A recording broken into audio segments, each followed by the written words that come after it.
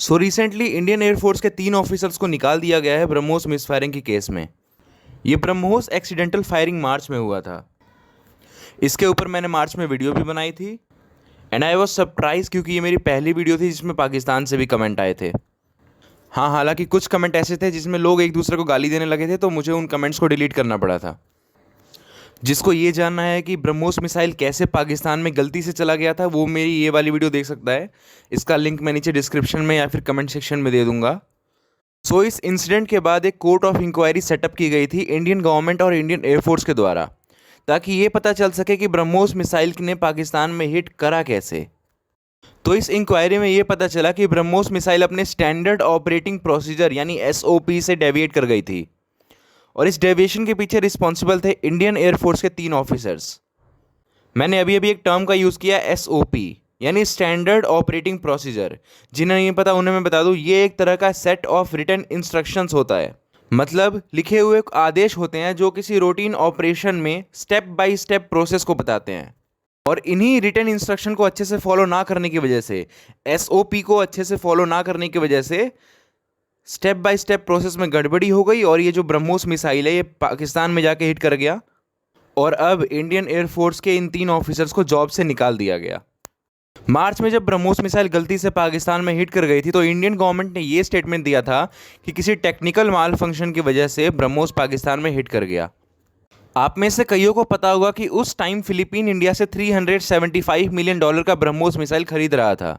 ये आर्टिकल देखो, ये आर्टिकल जनवरी मंथ का है। जनवरी मंथ में ही फिलीपींस ने सोच लिया था कि हम इंडिया से ब्रह्मोस मिसाइल खरीदेंगे। तो इस इंसिडेंट के बाद, ब्रह्मोस का पाकिस्तान में हिट करने के बाद, इंडिया को फ़ायदे बहुत सारे हुए। वर्ल्ड को पता चला कि ब्रह्मोस कितना एडवांस मिसाइल है, पाकिस्तान में जाकर हिट कर गया और पाकिस्तानी रेडार पता भी नहीं लगा पाए कि कोई मिसाइल हिट कर चुकी है उनके देश में। तो इस इंसिडेंट के बाद और भी साउथ ईस्ट कंट्रीज़ इंटरेस्टेड हो गई ब्रह्मोस खरीदने के लिए, जैसे इंडोनेशिया, वियतनाम, और सिर्फ साउथ ईस्ट कंट्रीज़ ही नहीं, ब्राज़ील ने भी ब्रह्मोस में अपना इंटरेस्ट दिखाया था, ब्रह्मोस खरीदने में अपना इंटरेस्ट दिखाया था। पर अगेन उस टाइम इंडियन गवर्नमेंट ने ये बोला था कि किसी टेक्निकल डिफेक्ट की वजह से ब्रह्मोस पाकिस्तान में हिट कर गया। तो जो कंट्रीज़ ब्रह्मोस खरीदती, उनके माइंड में ये भी रहता कि ब्रह्मोस मिसाइल मिस फायर भी होता है।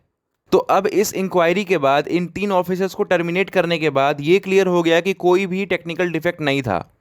ऑफिसर्स की गलती की वजह से ब्रह्मोस मिसाइल पाकिस्तान में जाकर हिट कर गया, और इन 3 ऑफिसर्स को इसीलिए निकाला ताकि एक एग्जाम्पल सेट कर सकें बाकी सारे ऑफिसर्स के लिए।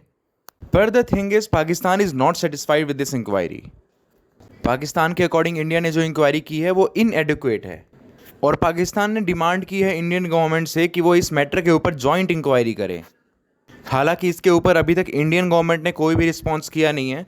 मेरे ख्याल से करेंगे भी नहीं, अगर करेंगे भी तो फिर मना ही करना होगा। इंडियन गवर्नमेंट हाँ तो करने वाली नहीं है पाकिस्तान के इस डिमांड के लिए। मतलब ऑब्वियसली सोचो इसे, कोई भी गवर्नमेंट क्यों चाहेगी कि उसके एनिमी कंट्री के गवर्नमेंट एडमिनिस्ट्रेशन के कुछ एम्प्लॉय आके यहाँ पे बेस कैंप में, जो ब्रह्मोस का बेस कैंप है, वहाँ पे चेक करें, इंक्वायरी करें कि एक्चुअल में क्या हुआ था। वैसे भी आर्मी के काम इतने सीक्रेट रहते हैं। और जैसे ब्रह्मोस ने पाकिस्तान में हिट किया था, आप भी सब्सक्राइब बटन पर हिट करो, दे मारो अपनी उंगली सब्सक्राइब बटन पर। थैंक यू फॉर वॉचिंग, नमस्कार।